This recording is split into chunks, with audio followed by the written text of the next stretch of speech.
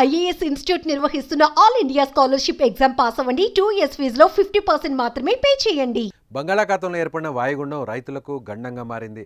పంట చేతికొచ్చే సమయంలో వర్ష సూచనలు భయపడుతున్నాయి.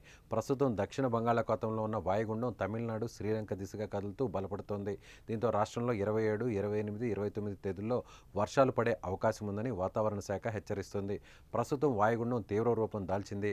వాయుగుండం వాయువ్య దిశగా గంటకు 18 కిలోమీటర్ల వేగంతో కదులుతూ తమిళనాడు, శ్రీలంకలోని ట్రికోమలి వైపు వెళ్తుంది.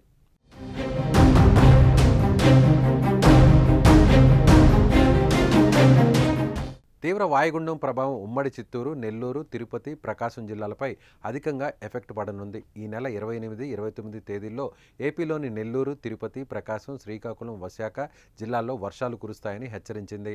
29న దక్షిణ కోస్తా, రాయలసీమలోని ఈ నెల 29న దక్షిణ కోస్తా, రాయలసీమలోని కొన్ని జిల్లాలతో పాటు ఉత్తర కోస్తా జిల్లాల్లోనూ అక్కడక్కడ భారీ వర్షాలు పడతాయని తెలిపింది.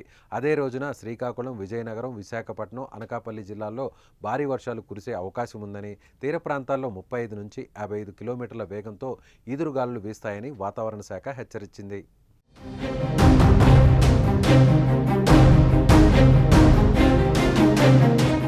ప్రస్తుతం వరి కోతలు కొనసాగుతున్నాయి. వరి ఎక్కడికక్కడ పొలాల్లో ఉంది. ఈ దశలో భారీ వర్షాలు ఆందోళన కలిగిస్తున్నాయి. భారీ వర్షాలకు తోడు బలమైన గాలులు వీచే అవకాశం ఉండడంతో రైతులు ఆందోళన వ్యక్తం చేస్తున్నారు.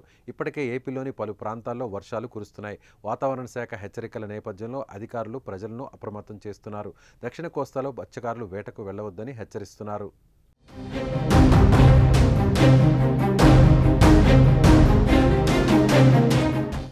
ఇప్పటికే కోస్తాంధ్రలో 1వ నెంబర్ ప్రమాద హెచ్చరికలను జారీ చేసినట్లు వెల్లడించింది వాతావరణ శాఖ.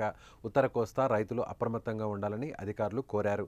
రైతులు పూర్తిగా అప్రమత్తంగా ఉండాలని, యంత్రాంగం తగిన జాగ్రత్తలు చేపట్టడం అవసరమని ఐఎండీ సూచనలు జారీ చేసింది.